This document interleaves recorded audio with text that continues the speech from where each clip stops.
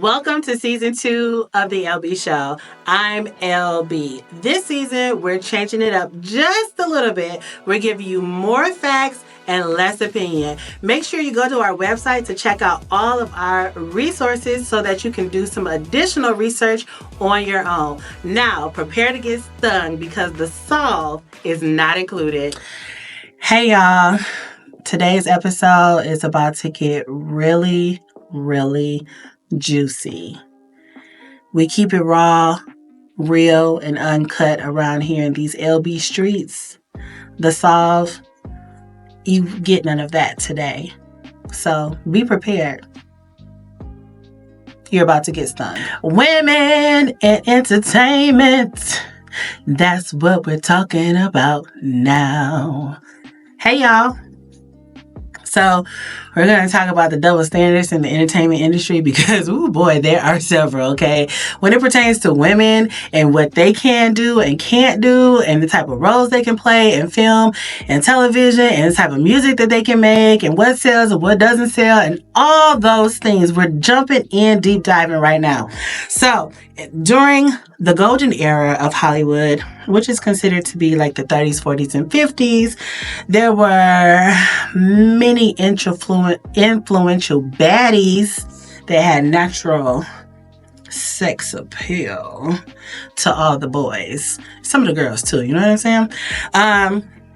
We're talking about women like Rita Hayworth, Marilyn Monroe, and of course, the Dorothy Dandridge of it all. She was smoldering, smoking hot black woman. She brought all the boys to the yard. The black boys, the white boys, the Hispanic boys, the Asian boys, all the boys, because she was sexy. She could sing and she could dance. She was, talented, triple threat, honey. I might be slightly obsessed with Dorothy Dandridge, I'm not gonna lie. I freaking love her. Anywho, during that time period, women, while they did have natural curves, they also had a little help in the department of undergarments. Back then, they used to wear these things that women wear now that are called waist trainers, but that's not what they were. Part of it would be considered lingerie in some aspects, but these things, they're called corsets. When you would tie them up, it would accentuate the girls and make your waist smaller, which then would make your butt look bigger. So that's what they were doing. They would wear these corseted outfits, these dresses. They would look stunning and amazing and all of those good things. But they didn't necessarily have to do like a plastic surgery to enhance what they look like. They just use the accents to make them look a little bit more appealing. Now, not only did they have to have the garments to enhance their curves, they also had to do like night creams and these beauty regimens to keep their skin looking young and fresh and hip so they could continue to appeal to all the boys and girls. You know what I mean? And back during this time, there was a lot of chaos going on in the world. So these women would make these films and go overseas and go on these tours for all the boys that were fighting in the wars and things like that to give them a little hope and a little, how you doing? Say, okay, keep fighting that good fight until you can come home, which is great, wonderful, cool. But as we continue to move on in Hollywood, there was a time period during that time where the leading man and the leading woman, for the most part, were close in age. Then as time moved on, we got to the point where the leading man is like 50, 60 something years old, and his love interest is like 19. What's up with that? The men got older, the women got younger, and that really became the new standard. So you couldn't be an old woman with a man that was the same age. He had to have a little, kitty patootie on his arm that if he was old enough to be her daddy, he shouldn't have been her love interest in a movie because that's just unrealistic. But that's part of the double standard that women had to deal with in Hollywood because it didn't matter how old the dude was. The younger she is, the better it is, and the more appealing it is. So it's like all these old men just like, ooh, I can get me a sweet young thing. Listen, cut it out, okay? Let's not go there. But that's what they did in Hollywood. So that was one thing. Actresses used to age out because there weren't really a lot of roles for them if they were in their, mid to late 30s, early 40s. If they didn't look that young, there weren't a ton of roles for them to play. Not like it was for the men. Like, it makes absolutely no sense that somebody that's 55 years old have a love interest that's 25 years old. You old enough to be her daddy. Stop it. That's gross. Ew. And given the fact that another double standard and unfair thing, which we kind of talked about in season 1 a little bit, was the type of roles that were able to be played, or the type of roles that were given, to African Americans. And that's any minority, really. They were all considered to be these subservient roles where you can't be the leading lady unless it's an all-black cast. And even if it is an all-black cast, it's still not something that's appealing. You got to be like looking like an old maid, like Ethel Waters in Cabin in the Sky. I love that movie. But Lena Horne, she was like the Jezebel in that mug. Just saying. She was. So it's interesting that those are the type of roles that women have to play. Now, as we have moved forward in the Hollywood era, or in the entertainment industry as a whole, over time, there became more roles that were available to women of all ages, which is always a plus, because we want to have equal treatment and all of those good things.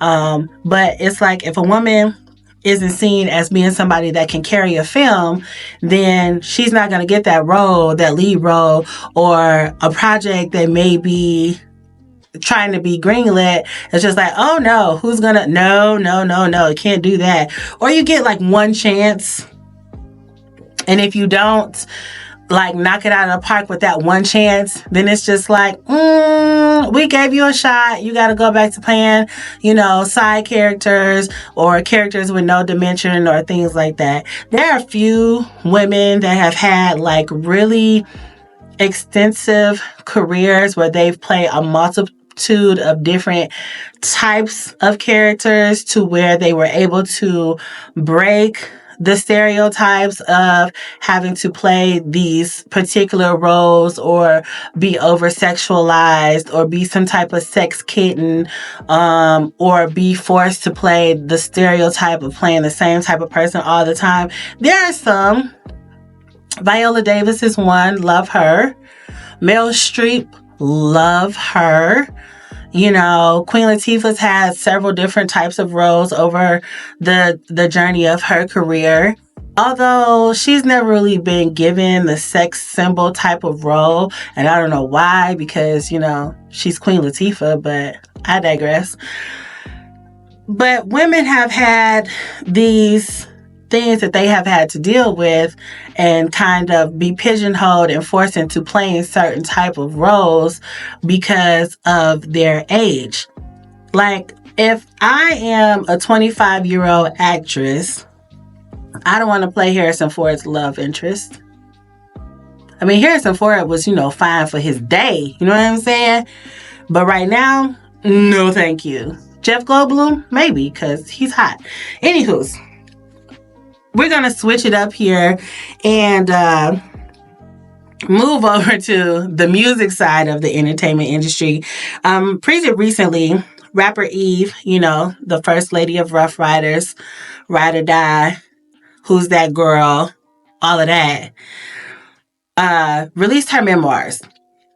I found her book to be a very interesting read. Now, Eve, in my mind, has always been one of the best female MCs in the game because lyrically, she has something to say. She's not always rapping about her body or sex or things of that nature. She talks about varied subjects, which makes her appealing to people because she can talk about these different things. Now, in her book, she talks a lot about how when she first started in her career with the Rough Riders, all these crews back in the late 90s, early 2000s, they all had some type of female MC. Rod Digger was with Flip Mode. Lil' Kim was with Biggie Smalls and Junior Mafia. Eve, of course, was with the Rough Riders. Foxy Brown was with Jay-Z, Rockefeller.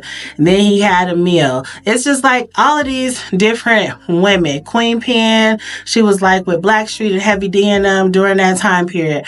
All these different women. So Def had Da Brat. Although Da Brat, she did try to have her sexy era, and it just was like, it didn't feel authentic, which is kind of how I feel like it didn't work, because it didn't just feel like who she was as a person. But y'all remember that video she had with Tyrese? She was on the beach in a bikini, and I was just like, she looks uncomfortable. That was the first thought that came to my mind, but I digress.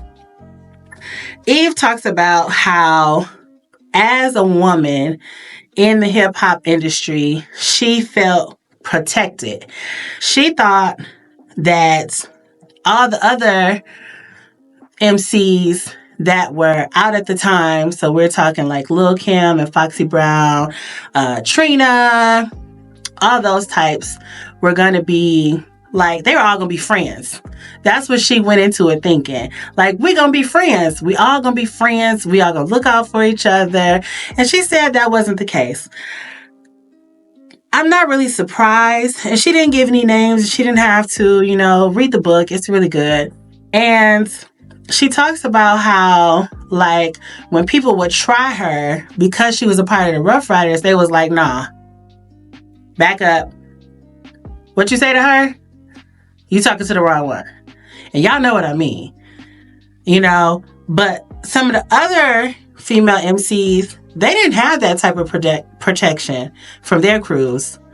And it's interesting when we look at the change of hip-hop going from the late 80s to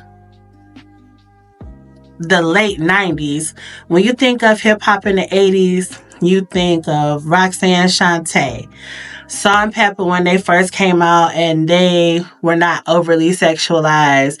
You think of MC Lyte, who was always in baggy clothes, and she said in the interview that she wanted to be more sexy, and her label was just like, no, you don't have to do that because you're lyrically a beast. She was and still is. And Queen Latifah wasn't about that. Queen Latifah was definitely on that women's empowerment shit. You know what I'm saying? UNITY, who you calling a bitch? Like, she was ready to whip somebody's ass. She from New Jersey, and I believe she can do it. You know what I'm saying? And you move into the 90s, and then here comes, like, Lil' Kim with her hardcore cover, which, everybody knows what that cover looks like if you were really into hip-hop and R&B during that time. And that cover was like infamous, and then she shows up to the MTV Music Awards with half a titty out.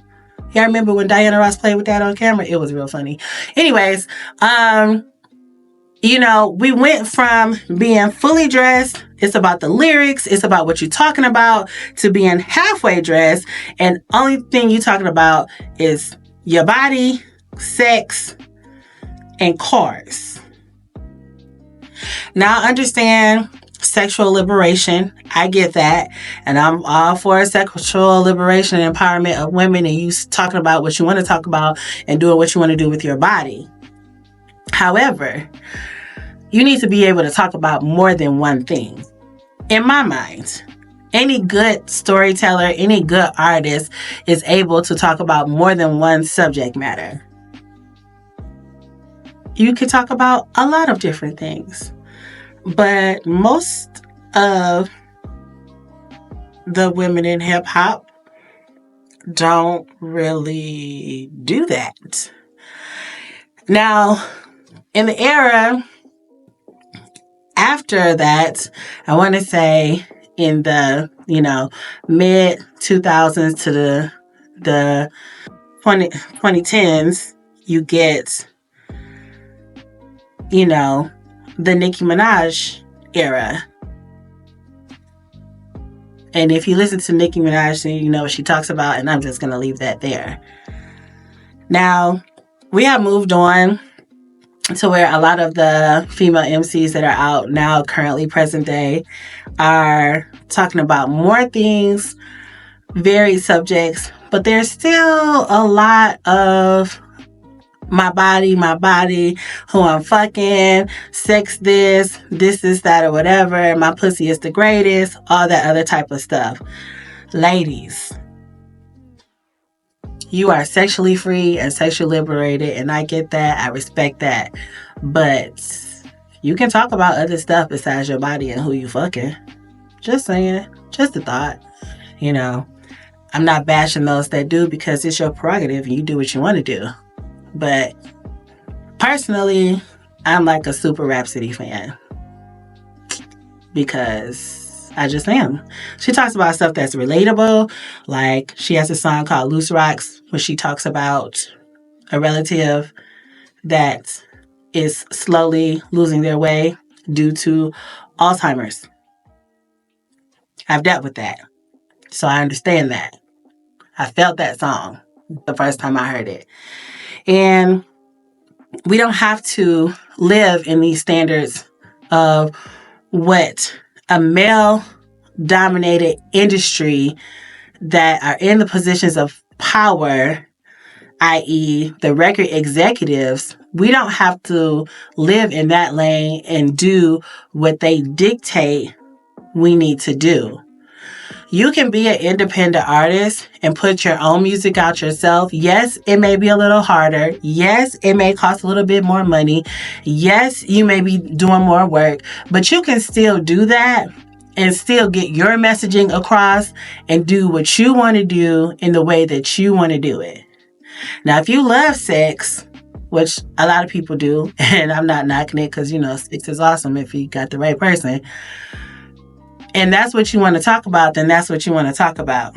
But sometimes, I'm just like, I wish they would talk about other things that are happening in life and not just what their body looks like. It's good to have fun songs and all that other kind of stuff, but I like it when artists show that they are more than just one thing.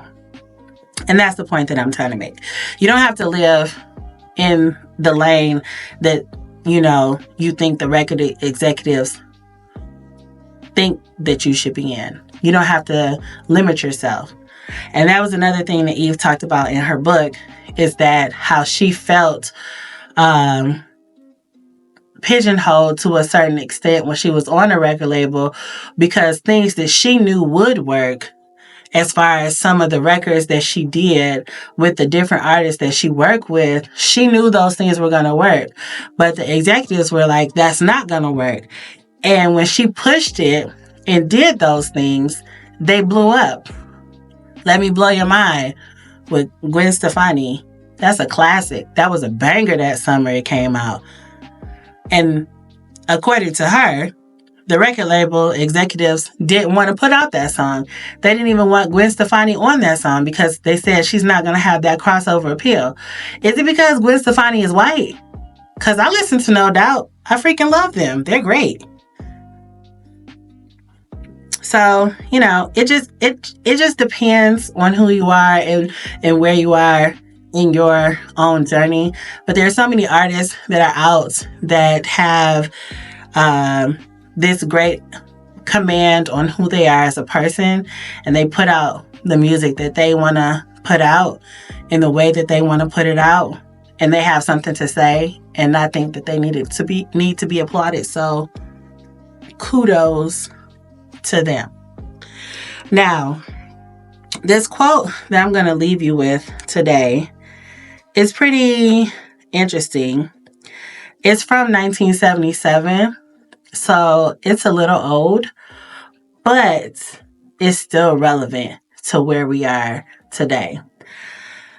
Men act, women appear.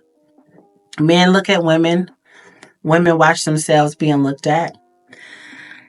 When the woman turns herself into the object, it is a problem.